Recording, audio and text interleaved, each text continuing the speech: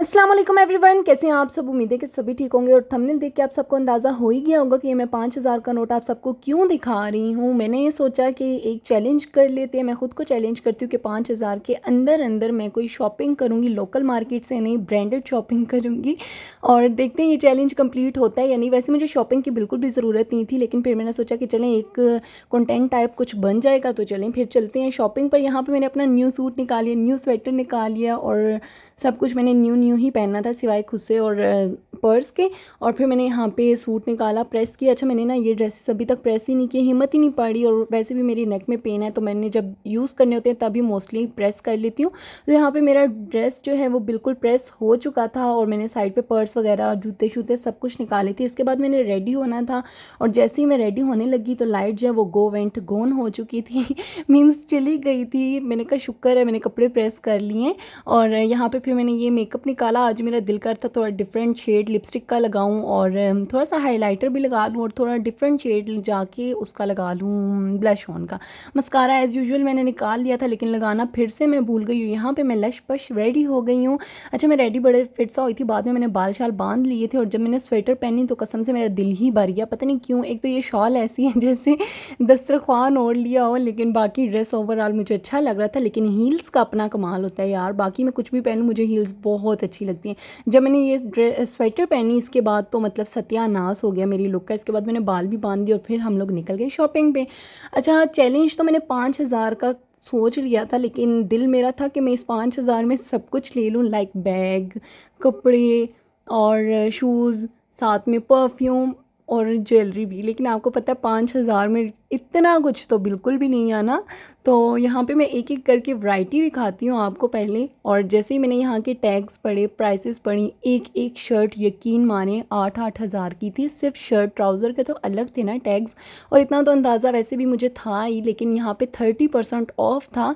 तो जैसे ही मैं टैग पढ़ती थी मैं वापस रख देती थी। जहन में यही बात लेके आती थी कि मुझे 5,000 के अंदर अंदर शॉपिंग करनी है। तो चलो ज़्यादा कुछ ना सही तो एक सूट, एक बैग और एक शूज़ आ जाए, वो भी ना सही एक बैग सॉरी एक एक शूज़ और एक ड्रेस ही आ जाए, इतना ही काफ़ी है। लेकिन जब मैं टैग्स पढ़ती थी आप लोग यकीन माने, सिर्फ ये ट्राउज़र की प्राइस जो होती थी ना वही 2,500-3,000 थी। शर्ट्स की तो मतलब पूछे ही मत। ये जो वेलवेट का सूट था आई थिंक ये 11 या 12,000 का था। मैंने टैग भी इसका शो किया, आप लोग देख लीजिएगा।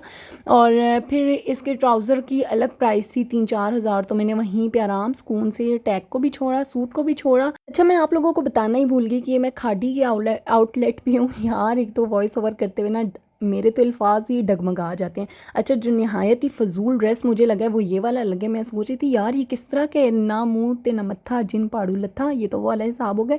लाइक मुझे इतना बुरा लग रहा था, मैंने कहा यार ये कौन ख़रीद रहा होगा। फिर मैं खैर आराम सुकून से अपने 5,000 लेके सीधा स्टेयर्स से नीचे गई और मैंने कहा चलें जी इनकी ये वाली कलेक्शन देखते हैं। और ये रीज़नेबल थी, 4,000, 4,500, 5,000 इतने तक के ड्रेसेस मिल रहे थे, लेकिन मेरा बजट ही 5,000 था। तो मैंने खुद को चैलेंज दिया हुआ था, इस वजह से मैं देख रही थी, प्राइसेस पढ़ रही थी और वापस रख रही थी। अच्छा, यहाँ के कलर्स जो है ना मुझे बस ठीक ठीक लगते हैं। मुझे पता नहीं क्यों खादी पसंद भी है लेकिन नहीं भी पसंद, मतलब मैं आप लोगों को किस्सा समझाऊँ। खैर यहाँ पे वैरायटी जो है काफ़ी अच्छी थी और काफ़ी प्यारे प्यारे सूट्स थे, लेकिन मेरा बजट नहीं था। और इसके बाद मैंने ये सारे ड्रेसेस वगैरह देखे, आराम से चुप करके मैं इस आउटलेट से निकल गई और फिर मैं पहुंची बोनेंजा। मैंने सोचा कि बोनेंजा पे जाके देखते हैं। पहले नज़र आगे पीछे भी गई, आई थिंक मैंने 1-2 आउटलेट और भी चेक किए जैसे कि साया और ओरिएंट वगैरह। फिर मैंने सोचा कि बोनेंजा पे चली जाती हूँ। वैसे दिल नहीं था, लेकिन जैसे ही मैं बोनेंजा पे गई तो मुझे यहाँ पे ड्रेसेस नज़र आ गए। अच्छा, अगर मैं लेना चाहती तो मैं अनस्टिच में 3 पीस या 2 पीस प्रिंटेड भी ले सकती थी और मेरा बजट जो है वो कंप्लीट हो सकता था। एक बैग, शूज़ और ये आ सकता था, लेकिन मैं थोड़ा एम्ब्रॉयडर्ड सूट चाह रही थी कि मैं बाद में पहन भी तो लूँ, ऐसे ना हो कि पड़ा ही रहे। अच्छा, फिर मैं इसी पे ही बोनेंजा से एक सूट मैंने ले लिया। जो ग्रीन शूज़ आप देख रहे हैं यार, ये मुझे इतना पसंद है, इतना पसंद है, मैंने कहा यही बाई करती हूँ। और जैसे ही मैंने इसको पहना, चेक किया और इसकी प्राइस चेक की तो 4,790 थी। तो मैंने इसका हाफ़ भी कर लिया। बाद में मुझे पता चला कि इसका जो ये टैग लगा हुआ है जो 4,790, यही आफ्टर डिस्काउंट इसकी प्राइस है। तो मैंने आराम से वापस रख लिया, लेकिन इंशाल्लाह मैं ये ज़रूर बाई करूँगी नेक्स्ट टाइम। और यहाँ पे फिर मैंने बाकी सारे जूते शूते सारा कुछ देखा, ट्राई भी किए, सब कुछ किया और मुझे शूज़ समझ ही नहीं आ रहा था। खैर फिर यहाँ पे मेरी बैटरी जो है है बैटरी कैरी स्टोरेज जो है वो भी तकरीबन फुल हो चुकी थी। और मैं यहाँ पे सारी वैरायटी देख रही थी, जो शूज़ मुझे पसंद आता था वो 3000 4000 से कम का नहीं था। लेकिन मेरे पास इस टाइम पे 2000 से भी कम अमाउंट रह चुकी थी, क्योंकि मैं एक ड्रेस बोनांजा से बाय कर चुकी थी। खैर जैसे ही स्टोरेज फुल हुई फिर मैंने एक और ब्रांड चेक किया, वहाँ से मैंने जूते शूते बाय किए और फिर मैं आ गई मामा की तरफ। मामा की तरफ से फिर मैं आई अपने घर नेक्स्ट डे, और ये नेक्स्ट डे का मैं क्लिप आप लोगों के साथ शो कर रही हूँ। अच्छा, यहाँ पे ना मैं ये आपको ड्रेस दिखा रही थी कि अच्छा खासा एम्ब्रॉयडर्ड है। वहाँ पे मुझे समझ नहीं आ रही थी कि ये रेड कलर का प्रिंट है या फिर एम्ब्रॉयडरी है। जब मैंने घर आके चेक किया तो फ्रंट जो है इसका मतलब ये रेड वाला जो सीक्वेंस वर्क हुआ हुआ है ये भी एम्ब्रॉयडरी में था। और मतलब ओवरऑल मुझे ये वाला ड्रेस बहुत प्यारा लग रहा था, तो मैंने यही वाला बाय कर लिया। और पता नहीं ये 30 40 या 50% डिस्काउंट पे था, मुझे याद नहीं है, लेकिन ये तकरीबन मुझे 3000 समथिंग में पड़ा था। और ये ड्रेस भी मैंने बाय कर लिया। इसकी शॉल मुझे बहुत अच्छी लगी है। लाइक जब मैं स्टिच करवाऊंगी इंशाल्लाह फिर मैं आपके साथ शेयर करूंगी। और ये वाला ड्रेस भी मैंने बाय कर लिया। अच्छा, इसकी शर्ट पे भी सेल्फ प्रिंट है और ट्राउज़र पे भी इस तरह से ये सेल्फ प्रिंट है। इसके बाद मैं आप लोगों को शॉल दिखाती हूँ। ये जो इसकी शॉल है साइड से ना वो रेशमी टाइप सा नहीं होता उस तरह से, और मिड में अल्लाह जाने कौन सा कपड़ा है, लाइक गरम शॉल जो होती है वो है, और अच्छी खासी लंबी है।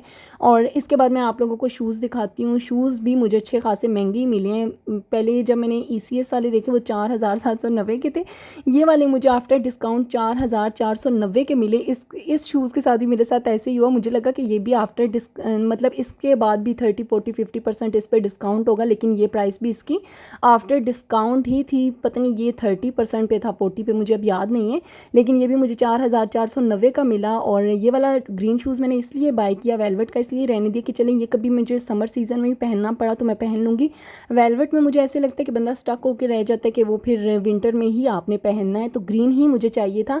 मेरे माइंड में एक बात थी कि मैं जो भी मेरे ड्रेसेस सिल के आए हैं उनके साथ कुछ मैचिंग का ग्रीन सूट के साथ ग्रीन शूज़ ही ले लूँ, तो मैंने उस लिहाज से लेना था। इस वजह से मैं बजट में फ़ेल हो गई, मैंने 5000 की शॉपिंग नहीं की। ये तकरीबन मुझे 7000 से ऊपर की शॉपिंग मेरी पड़ गई थी, एक शूज़ और एक ड्रेस, लेकिन मैं मतलब सेटिस्फाइड थी।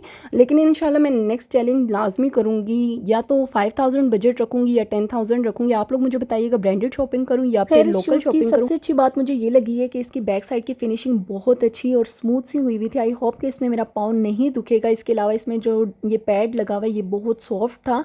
और फिर मेरे पाँव का हाल तो आप लोग देख सकते हैं, कुछ ऐसे हो जाते हैं। बस यहीं तक था आज का मेरा ब्लॉग। पसंद आए तो लाइक शेयर सब्सक्राइब कर दीजिएगा। मिलूंगी नेक्स्ट ब्लॉग में। अपना ख्याल रखिएगा। अल्लाह हाफिज़।